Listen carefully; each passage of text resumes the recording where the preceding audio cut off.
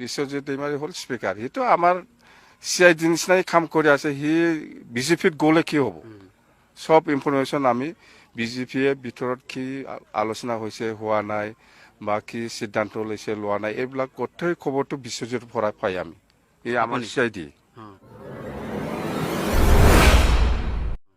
বিশ্বজিতে আমার দলরে রাজ্যসভার এমপি আছে না আপনারা ভাবিছে নাকি বিশ্বজিতে অরিজিনাল বিজেপি আমার CI দি আজি বিটিসিৰ পৰা 800 পৰা আজি 1000 কোটিতকৈ বেছি টকা দিয়া হৈছে কিন্তু প্ৰত্যেক বছৰে 200-300 কোটি টকা খৰচা কৰিব নোৱাৰা হৈ আছে অথচ বিটিসিৰ বহুত সমস্যা আছে আৰু এই সমস্যাবিলাক থকাৰ পিছতো পইচা ঘূৰি গৈ আছে পইচা ঘূৰি যোৱাৰ কাৰণটো হ'ল যে ইয়াত আমি সিস্টেমেটিক্যালি কামটো কৰিব পৰা নাই পদভাৰ নাম লৈ যদি কোনোবাই বিদ্যালয়ক যদি চলনা কৰিবলৈ আহে পদভাৰ নাম লৈ কেৱল শাসনৰ কাৰণে যদি কোনোবাই আগবাঢ়ি আহে তেতিয়াহ'লে সেই মানুহক কিন্তু নস্বাত কৰিব বিদ্যালয়বাসীয়ে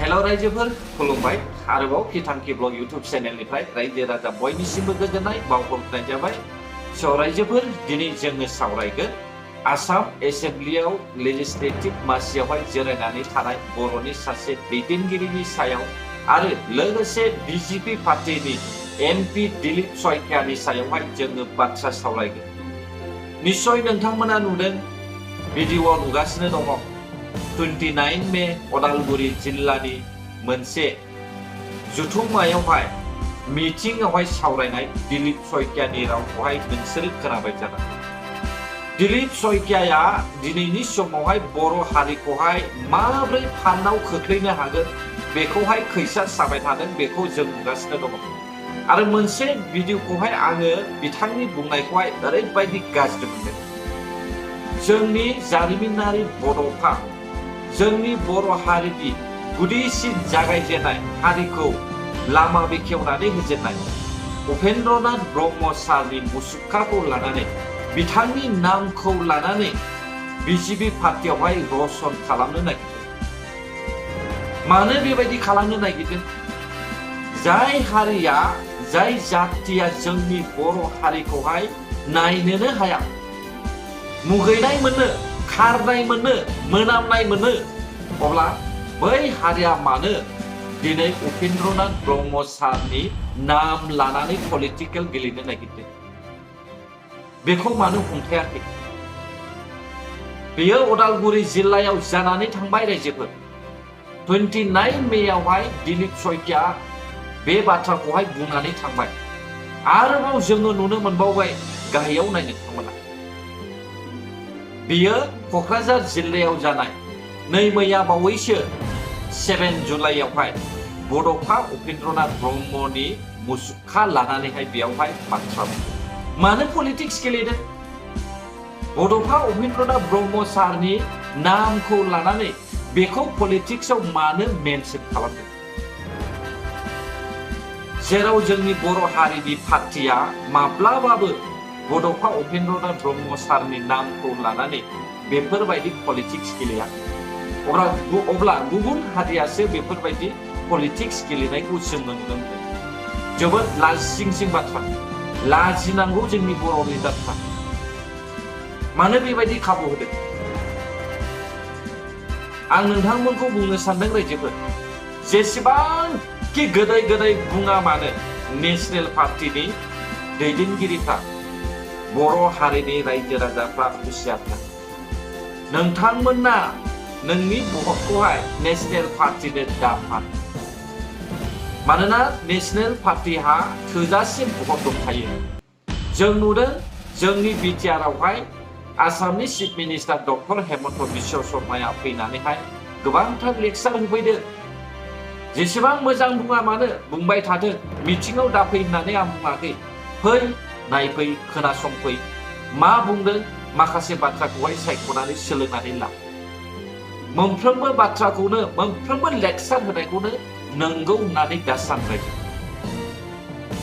बिजेपि पार्टिया इउपिपिएल जोंनो सापर्ट खालामखागोन होननानैहाय इउपिपिएल देरहानाय मानि बिजेपि देरहानाय, बिजेपि देरहानाय मानि इउपिपिएल देरहानाय बेबायदि साननानै नोंसोरो नेशनेल पार्टी बिजेपि पार्टीखौहाय भट होनायनिफ्राय गोजानाव था।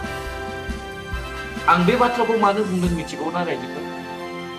सिंगेल लार्जेस्ट भट मोननानै जोंनि दानि जे सोलिबाय थानाय इउपिपिएल पार्टीया जुदि मोजाङै खाबु मोननानै जुदि देरहायोब्ला सिंगेल सरकार दानो हायोब्ला बिजेपि पार्टीयाबो आखाइ होनो हानाय नङा, बिपिएफ पार्टीयाबो आखाइ होनो हानाय नङा, कंग्रेस पार्टीयाबो आखाइ होनो हानाय नङा, बबेबा मोनसे गोदान पार्टीयाबो रावबो आखाइ होनो हानाय नङा। बेखौहाय सिन्था खालामनाया मोजां जायो। जेसेबांखि बुङा मानो बिजेपि पार्टीनि कंग्रेस पार्टीनि लिडार्सफ्रा गोदै गोदै बाथ्रा बुङा मानो नोंसोरो सेर फाखायनानै थानाया मोजां। दिनैनि समाव जों काउन्सिलखौहाय गावनि बर' हारिनि आवथायावनो लाबोफिननो जोङो सेस्था खालामनांगोन। दानिया जों सावरायगोन रायजो। गिबि इन्ट्र'आव आं नोंथांमोननो फोरमायनानै होखादों, भिडिअखौबो दिन्थिनानै होजोबखादों। हाग्रामा महिलारि सारा बिस्वजित दैमारि सारखौहाय बिपिएफ पार्टीनि सिआइडिसो होननानै बुंदों।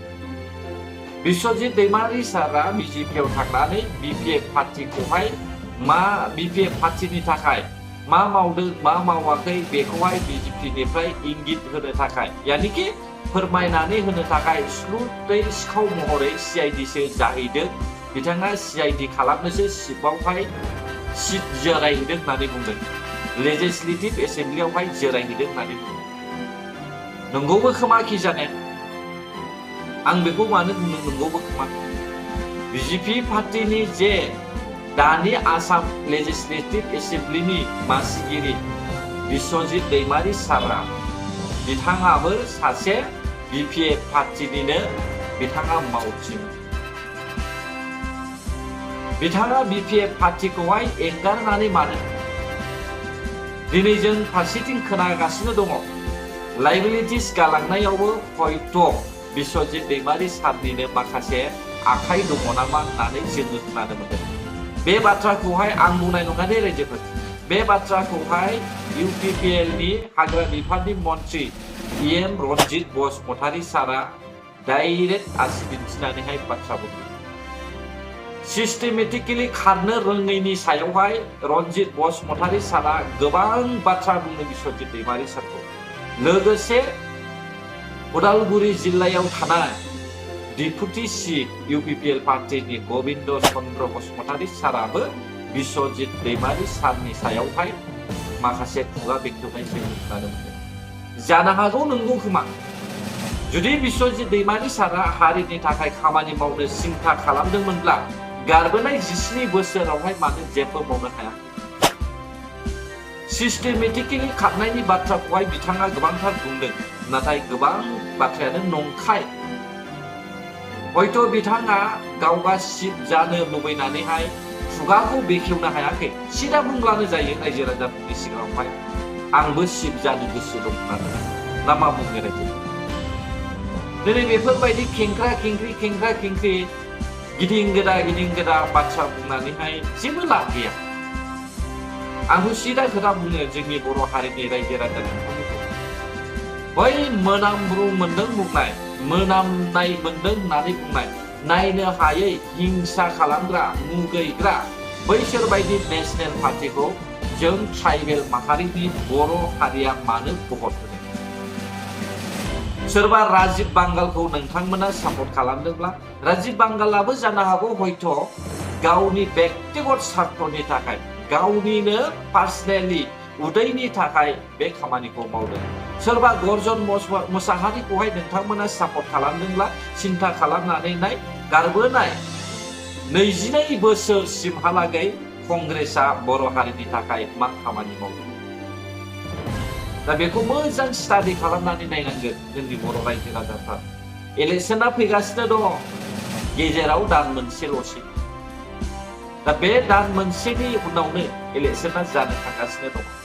बेखायनो बर' हारिया गोथौ सिन्था खालामनांगोन सोरबा दावराव देखेबानो माबा मोनसे रायजो राजानि सिगाङावहाय अर सुनानै होआ मानो सोरबा हाग्रामा महिलारि सारा रायजो राजाफोरनि सिगाङावहाय गोदै गोदै खोथायानो बुङा मानो जों खाबु होआ नङा खाबु होबोखादोंमोन बिपिएफनि सिट हाग्रामा महिलारि सारखौ नाथाय 17 बोसोर सरकार सालायसेयावबो जोङो बर' हारिनि गेजेरावहाय बे बड'लेण्ड इउनिभार्सिटि मेडिकेल कलेजनि अनगा जेबो नुवाखै अब्ला जों मानो इसेबां बेखौ सापर्ट खालामो दिनै नोंथांमोना आंनि बुंनाय रावखौहाय गाज्रिबो मोननो हागौ सोरबाया मोजांबो मोननो हागौ नाथाय जाखिनि बाथ्राखौहाय आं सानदों जिखिनि आं बुंदों बेखौ आङो माब्लाबाबो गोरोन्थि होननानैबो सानना लायो रायजो राजा नोंथांमोना सिन्था खालाम गावनि आखाइखौहाय नेशनेल पार्टिनो फाननायनि सिगां